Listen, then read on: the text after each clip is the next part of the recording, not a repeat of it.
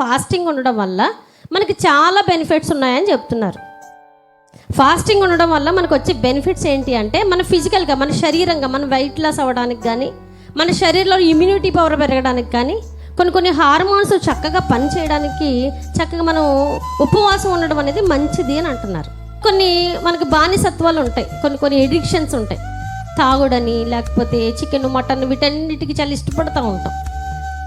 ఇవన్నీ కూడా అవాయిడ్ చేయడానికి ఒక చక్కటి అవకాశం ఏంటి అంటే ఈ ఫాస్టింగ్ కదండి.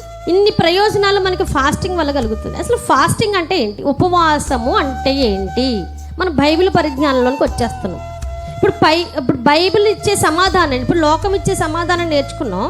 లోకం ఏమని చెప్తుంది, ఫాస్టింగ్ ఉంటే నీ శరీరానికి మంచిది, నువ్వు ఫాస్టింగ్ ఉంటే, నువ్వు ఉపవాసం ఉంటే నీ ఎమోషన్స్ అనేవి చక్కగా కంట్రోల్లో ఉంటాయి, నువ్వు ఫాస్టింగ్ ఉంటే నువ్వు స్పిరిచువల్గా కూడా చక్కగా ఎదుగుతావు అని చెప్తుంది. ఇప్పుడు బైబిల్ ఏమంటుంది, బైబిల్ దగ్గరికి వస్తే అసలు ఉపవాసము అంటే ఏంటి అంటే, ఉపవాసము అంటే తన్ను తాను తగ్గించుకుని లేదా తన్ను తాను ఉపేక్షించుకుని మన దేవునితో చేసే ఒక సహవాసాన్ని ఉపవాసము అంటారు. తన్ను తాను ఉపేక్షించుకుని, తన్ను తాను తగ్గించుకుని దేవునితో చేసే సహవాసాన్నే ఉపవాసము అంటారు. టోటల్గా ఏంటి అంటే, ఉపవాసం అంటే దేవునితో సహవాసం చేయడం, దేవునితో సహవాసం చేయడం. ఉపవాసం అంటే దేవునితో సహవాసం చేయడం. ఇప్పుడు దేవునితో సహవాసం అంటే మనం ఏమేమి వస్తాయి, ఎలా సహవాసం చేస్తాం దేవునితో, మన వాక్యం ద్వారా సహవాసం చేస్తాం, ఇలా ప్రార్థనలో వచ్చి సహవాసం చేస్తాం, ఇలా సహవాసంగా కూడి దేవునితో సహవాసం చేస్తాం. ఇప్పుడు సహవాసం చేయడానికి మనకు అడ్డొచ్చేది ఏంటి, మొట్టమొదటిగా దేవునితో సహవాసం చేయడానికి, దేవునితో ఉపవాసం అంటే దేవునితో సహవాసం చేయడం అని నేర్చుకున్నాం. అసలు దేవునితో సహవాసం చేయడానికి మనకు అడ్డొచ్చేదేంటి, మొట్టమొదటిగా చూస్తే తిండి కదండి. ఈరోజు చర్చికి వచ్చాం, కడుపు నిండా చక్కగా తినేసి వచ్చేసాం అనుకోండి, బిర్యానీ తినేసి చికెన్ మటన్ అన్నీ తినేసి వచ్చేసాం అనుకోండి, చర్చిలో మన పరిస్థితి ఎలా ఉంటుంది, వాక్యం వింటామా నిద్రపోతామా? అంటే దేవునితో సహవాసం చేయడానికి, వాక్యం వినడానికి మనకి అడ్డొచ్చింది ఏంటి, తిండి కదా. అలాగానే అయిపోతుంది. ఆదివారం ఎందుకు అవ్వట్లేదంటే, ఆదివారం ఏమున్నాయి, చాలా ఐటమ్స్ తయారు చేసుకోవడానికి మనకి పని ఎక్కువైంది కనుక ప్రార్థన మానేసాం కదండి. ఇంకా వాక్యం చదువుకోవడానికి లేదా మనం వ్యక్తిగతంగా ప్రార్థన చేసుకోవడానికి కడుపు నిండా తినేసి ప్రార్థనకి మోకరించామనుకోండి, ప్రార్థనలో మోకరిస్తే ప్రార్థన వింటామా, ప్రార్థన చేస్తామా?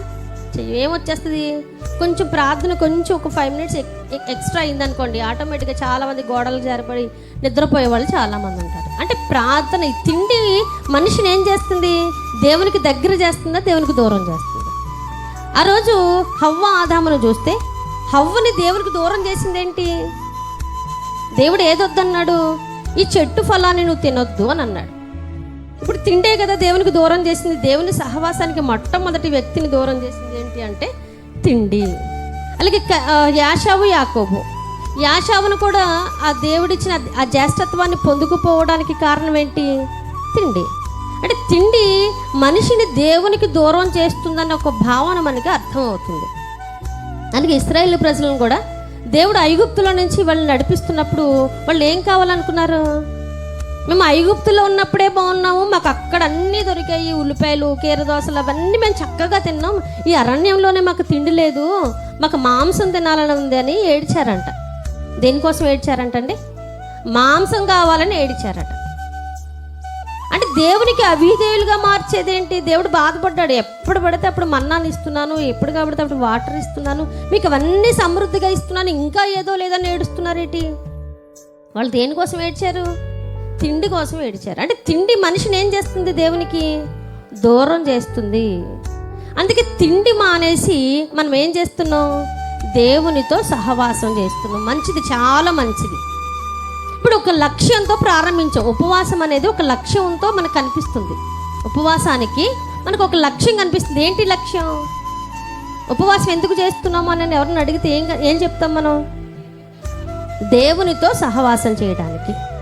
ఉపవాసం, తిండి ఈరోజు ఎందుకు మానేసావు, తిండి ఎందుకు మానేసావు అంటే, నేను దేవునితో సహవాసం చేస్తాను, నేను ప్రార్థన చేసుకోవాలి, నేను 1 గంట బైబిల్ చదువుకోవాలి, నేను దేవుని మందిరానికి వెళ్ళాలి, కనుక నాకు నిద్ర వస్తుంది కనుక నేను తిండి నిన్ను మానేస్తున్నాను అని ఒక లక్ష్యంతో ఉపవాసం చేస్తున్నాం.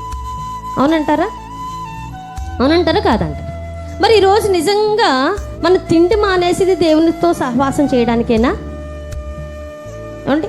ఈ 40 రోజులు చక్కగా ఫాస్టింగ్ ఉంటున్నారు, మంచిదే, చాలా మంచిది.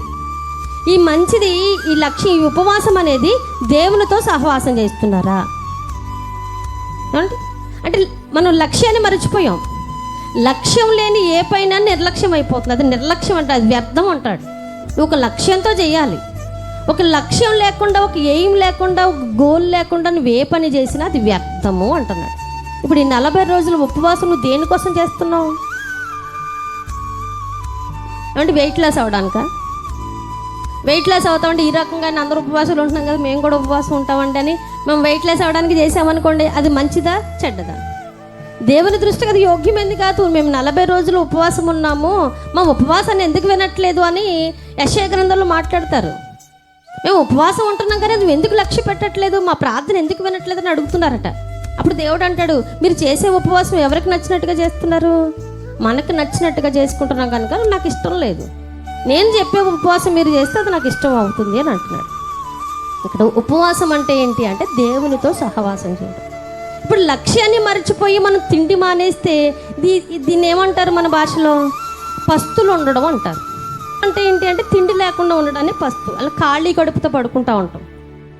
హాస్టల్లో ఉన్నప్పుడు కూడా ఆ తిండి సరిగా లేకపోతే ఆ ఖాళీ కడుపుతో ఆకలితో అలా పడుకుంటే దాన్ని ఏమంటారంటే ఎలకలు పరిగెడుతున్నాయి అంటారు. పేగులు అరుస్తూ ఉంటాయి, నిజంగా అరుస్తూ ఉంటాయి. ఆకలితో పడుకుంటే పేగులు ఖాళీ అయిపోయి పాపం మరి దానికి ఏమీ లేక అరుస్తూ ఉంటాయి పేగులు. దీన్ని ఏమంటామంటే పస్తులు ఉండడం అంటారు. అంటే లక్ష్యం లేదు దీనికి. ఎందుకు అన్నం మానేసామంటే నాకు అన్నం నచ్చలేదు, నాకు కూర నచ్చలేదు కాబట్టి నేను ఈరోజు పస్తున్నాను అని అంటాను. మరి ఈరోజు ఈ 40 రోజులు ఉపవాసం దేనికోసం ఉంటున్నారు? ఏమంటే దేవునితో సహవాసం చేయడానికేనా? అసలు 6 నెలల సహవాసం చేస్తే వారే వీరవుతారట. అంటే ఎప్పటి నుంచి ఉపవాసాలు చేస్తున్నారు వీళ్ళు? ఏమండి? ఎప్పటి నుంచి చేస్తున్నారు? చిన్నపిల్లలు కూడా ప్రారంభిస్తూ ఉంటారు. పెద్దవాళ్ళని చూసి చిన్నపిల్లలు చేస్తారు. ఎందుకు చేస్తున్నారా అంటే వాళ్ళకి అర్థం తెలియదు. దేవుడు ఏమంటున్నాడంటే దేవునితో సహవాసం చేసేది నిజమైన ఉపవాసం. ఈ ఉపవాసంలో ఏమవుతుంది? తన్ను తాను తగ్గించుకుని. ఏది దేవునికి దూరం చేస్తుంది? తిండి ఒకటే కదండి, ఇంకా చాలా యావిగేషన్స్ ఉంటాయి, మనకి చాలా ఉంటాయి. సీరియల్ చూడడం అని, సినిమాలు చూడడం అని, బూతులు ఆడడం అని, ఇవన్నీ మనం ఏం చేసుకోవాలి? దేవునికి దూరం చేస్తుంది. పాపం అనేది దేవునికి దూరం చేస్తుంది కనుక పాపపు క్రియలు ఏంటో అవన్నీ లిస్ట్ అవుట్ చేసుకుని మానేసుకోవాలి. ఈ 40 రోజులు తిండి దూరం అయిపోయింది, బూతులు దూరం అయిపోతున్నాయి, ఇంకా వ్యర్థమైన మాటలు, వ్యర్థమైన సహవాసం, వ్యర్థంగా సమయాన్ని గడిపేస్తున్నాను, ఇవన్నీ నన్ను దేవునికి దూరం చేస్తున్నాయి కనుక ఇవన్నీ కూడా ఏం చేయాలి? మనం మానేసుకోవాలి. ఇది నిజమైన ఉపవాసం. తిండి ఒక్కటే మానేస్తే దానివల్ల వచ్చే ప్రయోజనం ఏమాత్రం లేదు అంటున్నాడు. ఇది ఏం తగ్గుతుంది? ఇమ్యూనిటీ పవర్ పెరుగుద్ది, వెయిట్ లాస్ అవుతాం అంతే. కానీ దేవుని వాక్యం ఏమని చెప్తుంది చూడండి. కీర్తన గ్రంథము 109వ అధ్యాయము 24వ వచనం చూడండి. కీర్తన గ్రంథము 109వ అధ్యాయము 24వ వచనం. ఉపవాసము చేత నా మోకాళ్ళు బలహీనమాయను. ఉపవాసం చేత మోకాళ్ళు బలహీనం అవడం ఏంటండి? ఎవరు రాస్తున్నారు ఈ కీర్తన అంటే దావీదు గారు రాస్తున్నారు. దావీదు గారికి ఉపవాసం ఉంటే ఏం లాగాలి అండి? ఇందాక అనుకున్నట్టుగా పేగులు అరవాలి, శరీరం చిక్కిపోవాలి. కానీ ఈయనకి ఏమైపోయిందంట? మోకాళ్ళు బలహీనం అయిపోయాను. మోకాళ్ళు బలహీనం అవ్వడం అంటే మోకాళ్ళ ప్రార్థన చేస్తున్నాడు. ఉపవాసం ఉండి తిండి మానేసి మోకాళ్ళ మీద పడి దేవుని ప్రాధేయపడుతున్నాడు. దేవా, నువ్వు నాకు దగ్గరగా బ్రతకాలి, నేను నీకు దగ్గరగా ఉండాలి, నాలో నా విధేయత, నాలో ఉన్న అజ్ఞానాన్ని విడిచిపెడతాను ప్రభా అని మోకాళ్ళ మీద ప్రార్థన చేస్తూ దేవుని ప్రాధేయపడుతున్నాడు. ఈయన ఉపవాసంలో ఒక అర్థం ఉందంటారా లేదా? అంటే భక్తులు చేసే ఉపవాసాల్లో ఒక అర్థము, ఒక పరమార్థం మనకు కనిపిస్తూ ఉంటుంది. చూడండి, 1 సమూయేలు గ్రంథము 7వ అధ్యాయము 3వ వచనం చూడండి. సమూయేలు 1 గ్రంథము 7వ అధ్యాయము. ఇశ్రాయేలు ప్రజలు ఏంటి అంటే వీరు ఐగుప్తు దేశంలో ఉన్నప్పుడు ఐగుప్తు ఆచారాలన్నీ పాటించేశారు. ఐగుప్తీయులతో కలిసిపోయారు. వారి విగ్రహారాధన, వీళ్ళ అలవాట్లు, వాళ్ళ అలవాట్లు, వాళ్ళతో కలిసిపోయారు. 430 సంవత్సరాలు వాళ్ళ దేశంలో బానిసలుగా ఉన్నప్పుడు వాళ్ళ అలవాట్లు, వాళ్ళ ఆచారాలు, వాళ్ళ తిండి, వాళ్ళ విధానం అంతా నేర్చుకున్నారు. దేవుణ్ణి మర్చిపోయారు. ఇక్కడ సమూయేలు గారు ఏం చెప్తున్నారు? మీరు అన్ని దేవతల వైపు తిరిగారు, విగ్రహారాధన చేస్తున్నారు, దేవుణ్ణి మర్చిపోయారు, దేవుని మీరు పట్టుదలగా పట్టుకోలేదు కనుక మీ మనసులు మార్చుకుని దేవుని వైపు తిరగండి, మీరు హృదయపూర్వకంగా దేవుని సేవించండి అని చెప్పినప్పుడు వీళ్ళకి జ్ఞానోదయం అయింది. అప్పుడు వీళ్ళేమంటున్నారంటే మేము యెహోవానే సేవిస్తాము, మేము ఎవరిని సేవించము అని అన్నారు. అప్పుడు సమూయేలు గారు ఏమన్నారు, మీ కొరకు నేను ప్రార్థన చేస్తానన్నప్పుడు వాళ్ళు ఏం చేస్తున్నారట, ఉపవాసం ఉన్నారంట. ఏమండి, ఉపవాసం ఉండి ఏం చేస్తున్నారు, యెహోవా దృష్టికి మేము పాపాత్ములమని ఒప్పుకొనిరి. ఇప్పుడు ఉపవాసం ఉండి చేయాల్సిన పని ఏంటి అంటే దేవునికి దూరం చేస్తుంది. ఏం దూరం చేసింది ఇశ్రాయేలు ప్రజల్ని? పాపం అనేది వాళ్ళని దేవుని సహవాసం నుండి దూరం చేస్తుంది. కనుక ఈ పాపం నుండి మమ్మల్ని విడిపించు ప్రభు అని తమ పాపాలను ఒప్పుకున్నారట. అంటే భక్తులు చేసిన ఉపవాసాల్లో ఒక క్లారిటీ కనిపిస్తుందా మనకి? ఒక అర్థం కనిపిస్తుందా? ఒక లక్ష్యం కనిపిస్తుందా?